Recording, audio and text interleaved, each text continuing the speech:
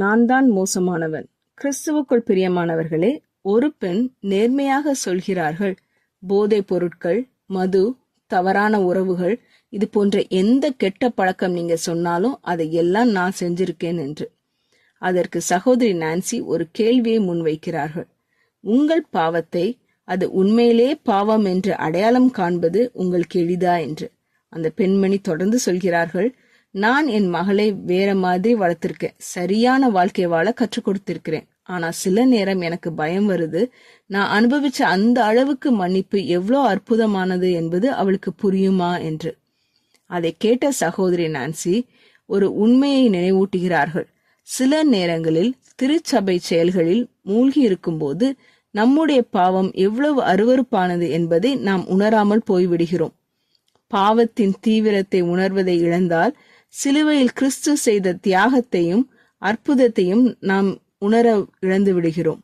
தேவனுடைய கிருபையை பற்றி இன்னொரு பிரசங்கம் கேட்கும் போது மனதில் எந்த அசைவும் இல்லாமல் அமைதியாக உட்கார்ந்திருப்பது ரொம்ப எளிதாகி விடுகிறது.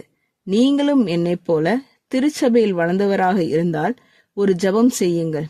ஏற்கனவே ஒப்பு கொடுத்த பாவங்களுக்கு மீண்டும் குற்ற உணர்ச்சி வேண்டாம். ஆனால் பாவத்தின் அழுக்கையும் தேவனுடைய மன்னிப்பு எவ்வளவு விலை மதிப்பானது என்பதையும் புதிய பார்வையோடு காண தேவன் உங்களுக்கு கிருபை கொடுக்க வேண்டும் என்று அவரிடம் கேளுங்கள். ஏனெனில் நாம் எவ்வளவு மன்னிக்கப்பட்டோம் என்பதை ஆழமாக உணரும் போதுதான் அவருடைய கிருபை உண்மையாக நேசிக்க முடியும். ஜெபம் செய்வோம். எங்கள் அன்பின் பரமபிதாவே, எங்கள் பாவத்தையும் அது ஒரு சின்ன தப்புதான் என்று லேசாக எடுத்துக்கொள்ளும் மனதை எங்களிடத்திலிருந்து எடுத்து போடும். பாவத்தின் தீவிரத்தையும் சிலுவையில் நீர் செய்த மாபெரும் தியாகத்தையும் புதிய பார்வையோடு நாங்கள் காண எங்கள் கண்களை திறந்தருளும். ஏற்கனவே மன்னிக்கப்பட்ட பாவங்களுக்காக மீண்டும் குற்ற உணர்ச்சியில் சிக்காமல் உமது மன்னிப்பு எவ்வளவு விலை மதிப்பானது என்பதை ஆழமாக உணர செய்யும்.